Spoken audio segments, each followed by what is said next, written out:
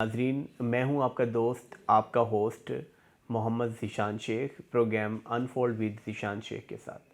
आप जैसा कि जानते हैं कि हम पिछली वीडियोस के अंदर गुफ्तगू कर चुके हैं एंटरप्रेन्योरशिप के हवाले से।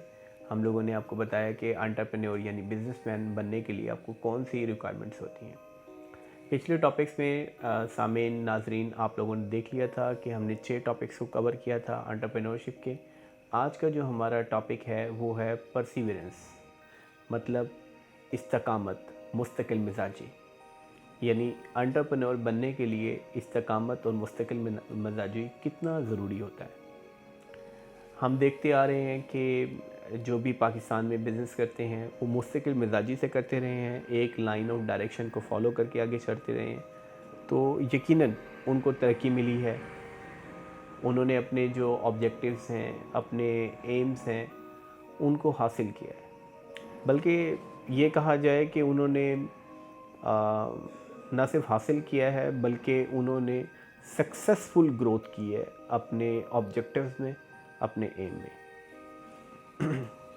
इस वक्त भी हमारे सामने बहुत सी एग्जांपल्स ऐसी मौजूद हैं जिसमें हम देख सकते हैं कि जैसे हमारे पाकिस्तान में मलिक रियाज साहब हैं, उन्होंने रियल एस्टेट का काम किया और उसमें यकीनन मुश्किलात का भी सामना किया उन लोगों ने, और बावजूद इसके उन्होंने अपने काम से, अपनी लगन से, अपनी मेहनत से जान नहीं छुड़ाई। उन्होंने ये नहीं कहा कि अब मैं कामयाब नहीं हो रहा तो मैं छोड़ देता हूँ इस काम को। कंटिन्यूस स्ट्राइक की उन्होंने, कंटिन्यूसली उन्होंने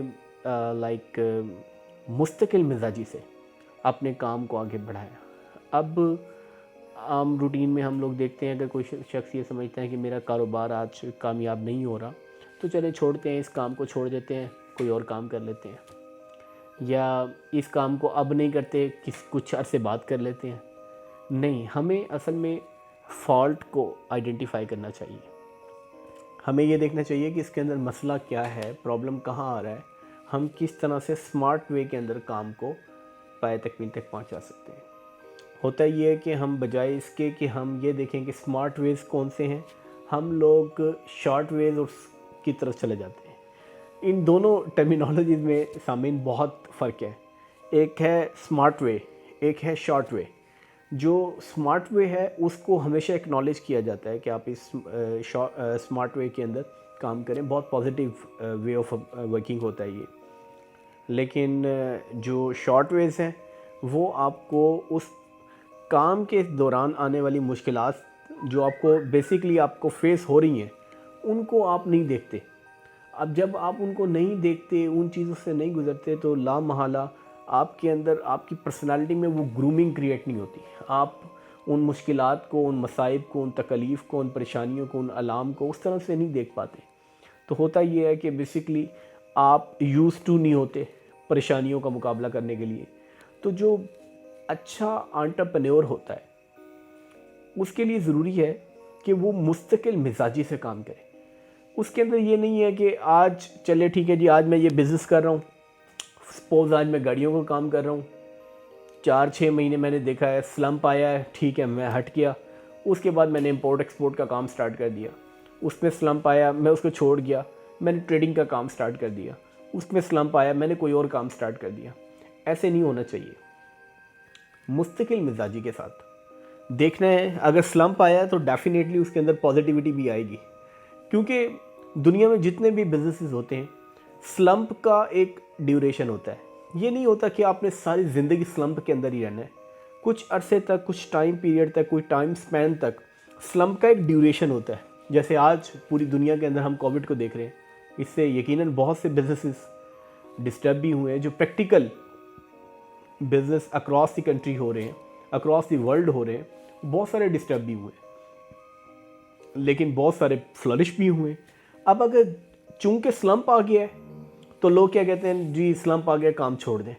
तो एंटरप्रेन्योर जो होता है, अच्छा एंटरप्रेन्योर, वो मुस्तकिल मिजाजी से काम करता है, वो पीछे नहीं हटता, उसकी डिटर्मिनेशन स्ट्रांग होती है, वो डेडिकेटेड होता है अपने काम के साथ, कमिटेड होता है अपने काम के साथ, वो अपने आप को मोबालाइज करता है, काम के साथ अपने आप को एफिलिएट करता है।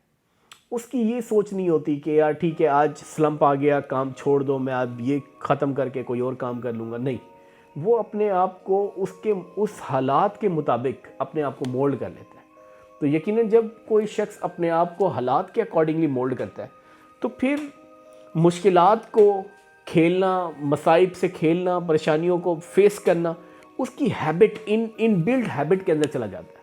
یہ بیسیکلی بڑی امپورٹنٹ چیز ہے کسی بھی شخص کو ایک اچھا انٹرپرینور بننے کے لیے، کہ آپ کو اپنی ذات کے اندر مستقل مزاجی کو لازم و ملزوم بنانا ہے.